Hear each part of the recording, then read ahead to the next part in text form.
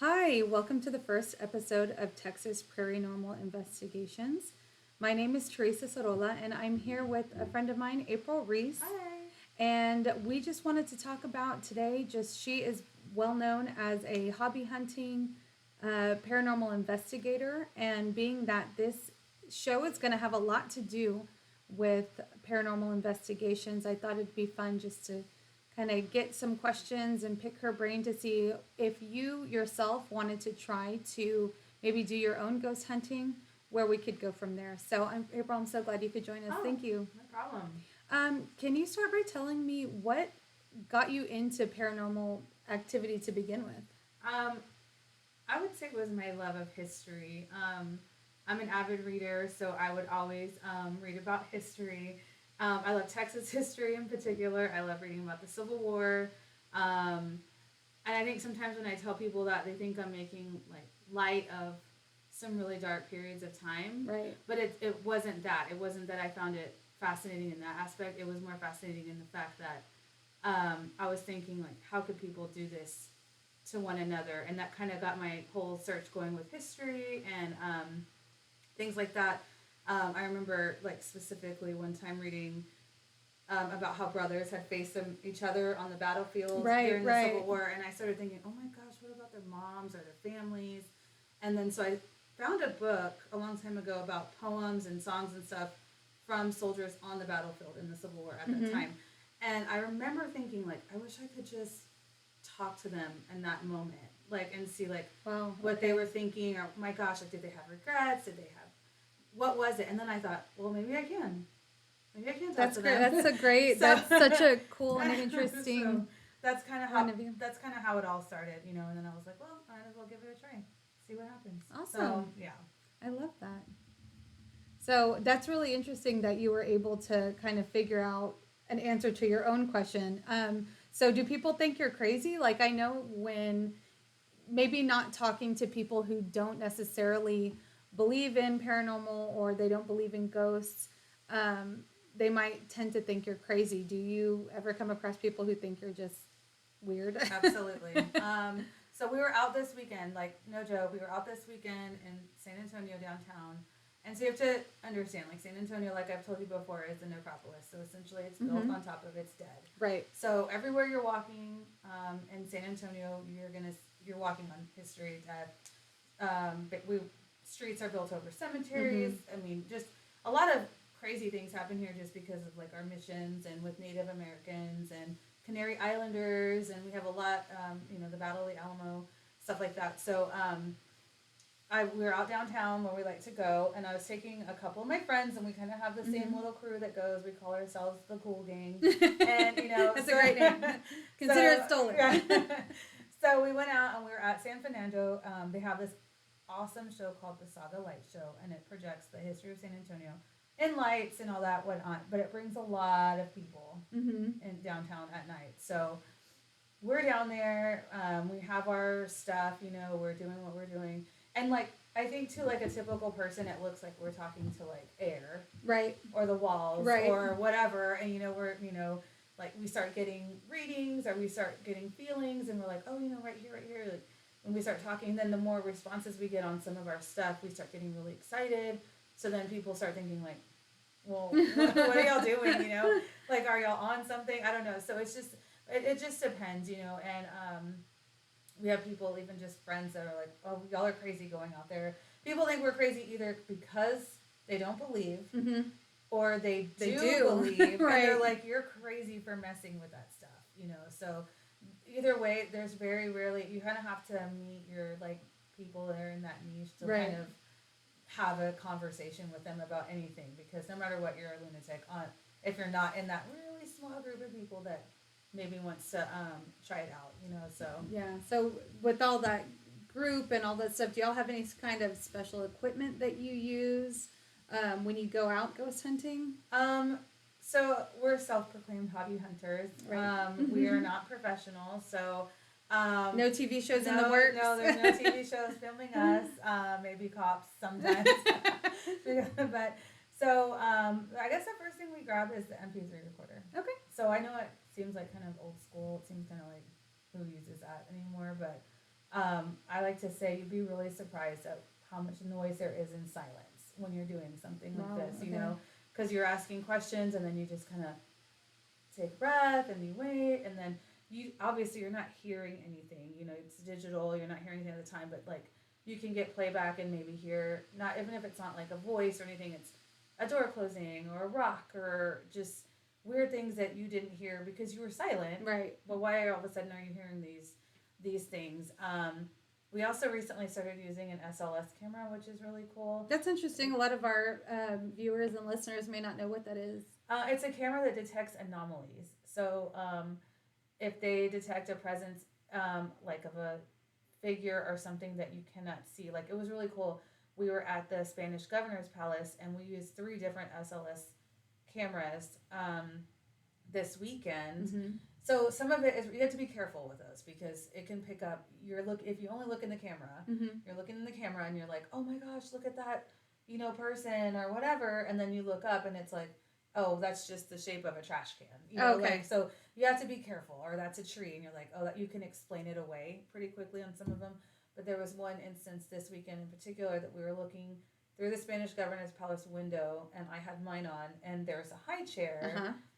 And there was a small figure in the high chair that kept coming up in the high chair. Oh my gosh. And I kind of was like, oh my gosh, look, I'm picking something up. And so I had my daughter turn hers on, do the same thing, and she was picking up the same anomaly. So then we had one of our other friends put hers on, and so you know I would scan the room and nothing, and then we go back to the high chair and there it is again. You know, the first thing we do is try to like, oh my gosh, you know, try to explain it away, right? You know, because I don't want to be excited, but we were like, oh my gosh, we're all getting the same anomaly. We're all getting on 3 separate cameras. So that was really cool. The SLS camera was cool, and it has different lenses, so maybe you can see like if you see an anomaly, you switch the lens, and maybe it's something else through a different color frame. You're like, oh, I can't see, it's dark in there. That's actually a teddy bear or something, you know. So you have to, you know. So that was it. Those are pretty much the only 2 things that we use that are kind of different. I mean, a regular camera too. Yeah, I've heard that, you know, I've seen where people pick up things like orbs and things like that. Yeah, it's crazy. I have some pictures I cannot explain with my regular camera that once we kind of get that feeling or things start popping off, typically one of us just picks up a camera and just like literally is, you know, just right. napping away. We were in the Emily Morgan this weekend as well, which is a super haunted location in San Antonio. Actually, I think it wasn't it like a top haunted location? Yes, on one of the shows or something. Like, I know for sure the Crockett is the Crockett Hotel. Yeah. So is there certain places that you go to find ghosts? Like, is it just kind of normal haunting stuff, or is it word of mouth? How do you hear about that? Where do you find ghosts? It's never. Well, I say never. It's not like some dark rainy night at a abandoned hotel where a murder was committed or anything. Not necessarily that, you know. Obviously, I do believe those are good places. With my study of history and stuff, I think a lot of times what we just try to do is find places where things have happened with big emotion. Mm-hmm. Like, you know, and I'm not a professional, so maybe someone out there would know better than I. With all the research I've done, yes, you're going to get hard hits in places that are like shocking or tragic or sudden. But I've also had things happen, you know, in the middle of kind of nowhere, bright sunny day, you know, just I knew where to go. I was looking for something. So I mean, like I said, I heard it's like happy, sad. It doesn't really matter. Tragic. Mm-hmm. People are related, like big feeling kind of places that you can kind of pick things up. It was funny because I read a book a long time ago, not even a ghost book. Mm-hmm. I was reading a story, and in the story, this kind of stuck with me. The little girl says, I don't want to go to that house because someone died in there. And then her friend says, well, why does that matter? People die everywhere. So I kind of use that same philosophy with when I do this. I'm like, well, I mean, sure, I can get it from there, but let's try here, you know. And like I said, San Antonio has so many different places. Wow. Like, so where is the strangest place that you feel like you've had a really crazy experience? Where is that? Where have you been? I'm like off the top of my head, number one place, number one story, everything was in West Texas. West Texas, deep West Texas. Okay. Like Marfa, Terlingua, the Davis Mountains.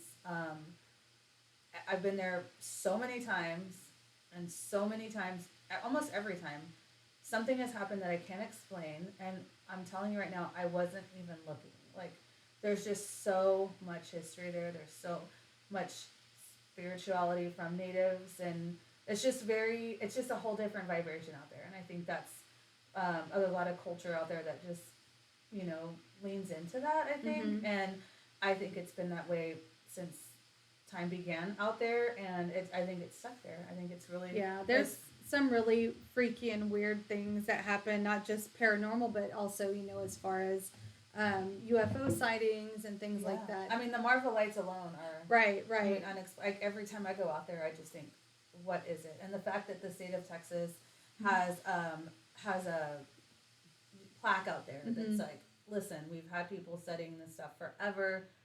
We can't explain it. So, what is the craziest thing that's happened to you out in West Texas? Let me think.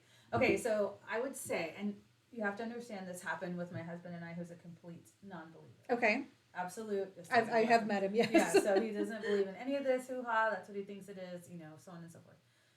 So we were out in the Davis Mountains. We were camping because we were crazy, and Mm-hmm. it was like 15 degrees, windy, cold. We get in at night, which is also not recommended because there's no lights out there. Right. So you can only see as far as your headlights. So we get to our campsite, and it's December, and I remember it was just bone chilling cold, like just absolutely cold.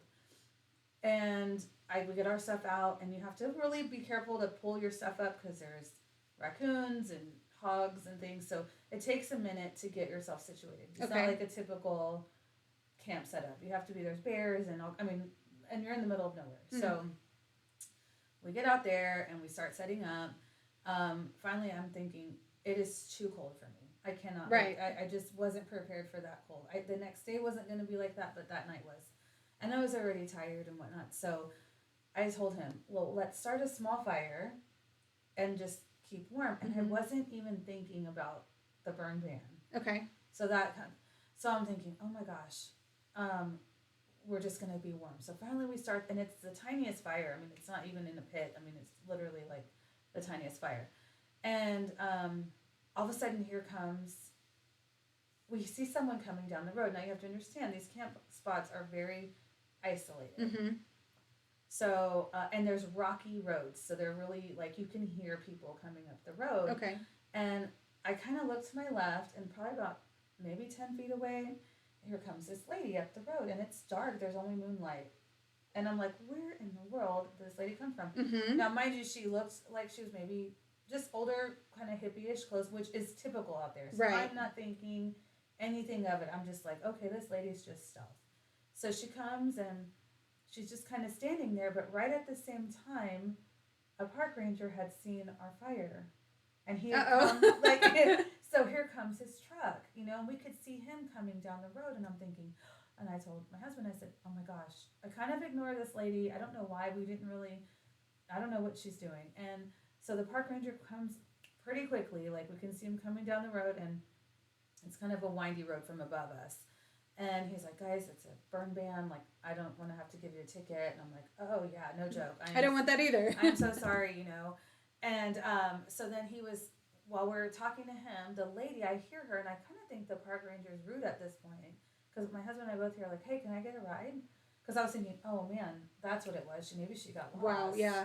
That's a scary place to be lost. Yeah, and so, it's pitch black. Yeah. You have moonlight. Like, once the moonlight, goes. So he's like, all right, I'll see you folks later. And I'm like, oh, she must know him. Like, Mhm. maybe she's just a menace. I'm thinking, I'm just trying to figure out why this lady is even standing there. And I was kind of being from the city, I'm like, ugh, well, he takes off, and she never got in his truck. She never went anywhere. You can see Mhm. everything. Like, as far as the moon is lit, you can see.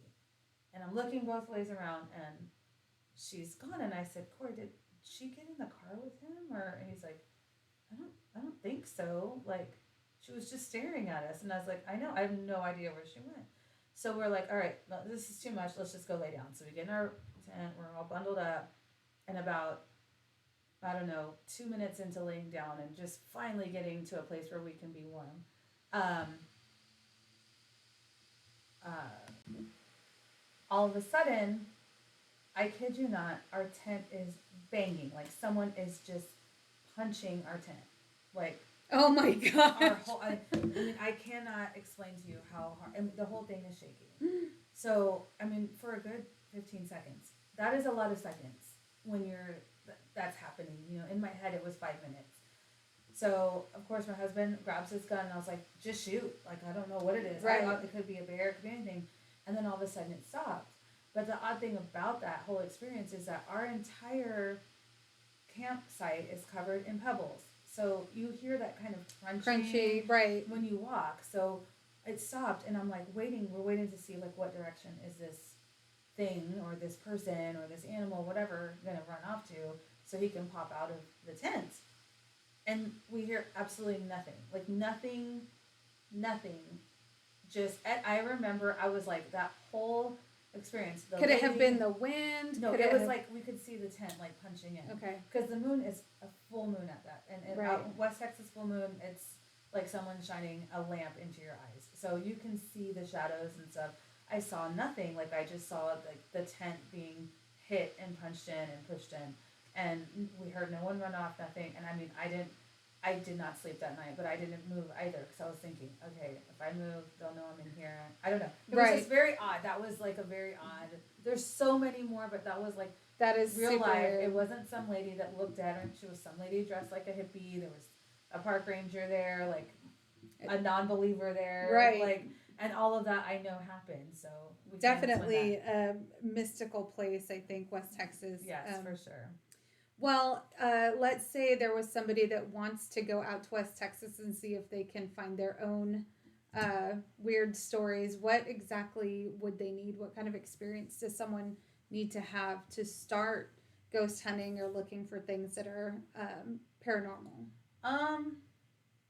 I would say no experience. I mean, I'm like I said, I'm a self-proclaimed hobby hunter. You know, we all have 9 to 5s. Our Goal Gang, you know, I work with behaviors. My friend is a mechanic. Another friend of ours works in the courthouse. We have kids that are doing it, like preteens that are doing it with us. So I don't think you need any experience. We just kind of did a little bit of research and like what to look for, you know, that sort of stuff. And then I think you just really have to have an open mind and like a willingness to make a connection, you know. But like I say that, but then on the flip side, I think two people can't go into this, not for lack of better terms, willy nilly, because we don't know what we're dealing with. Right. We don't know that this is what these experiences are, what we're messing with and whatnot. So I think you have to go in with an open mind and like maybe a sense of reverence. I don't know how to explain it. Like I don't know how it feels to be on the other side. Right. So I don't know if I would be offended if someone was always looking for me or, you know, Leave me alone. To talk to them. I know. So I think being aware of that and then kind of having a game plan. I know one of my friends always has like little sage sticks. And so when we're done, she does it, you know, and I know my grandma said take a cold shower, you know, to release the spirits if they attach to you. Culturally, we have the egg cleanse that, you know, that they do. And I think, you know, as long as you have a plan for that and a purpose for being out there and you're aware, you can have a good time. And then hopefully you can have like the best stories for your next Thanksgiving dinner, or your family will disown you. One or the other. Something will happen. So that's it. That's all. Well, thank you so much for sharing your stories and your experience and knowledge. I really appreciate your time. And maybe I'll have to hit you in the Ghoul Gang up. And yes, you should. do we that have so again. much fun. They're really random, but they're really super fun trips. I hope everyone takes some time and goes out and gives it a shot for themselves and see what they can come up with. Awesome. That sounds really fun. Well, thank you so much, Miss April. Of course. We'll probably be hearing from Miss April Reese in our next few podcasts. She's a great wealth of information, and so we will see y'all soon. Thanks so much. Bye. Thanks. Don't forget to boots. scootin' spooky.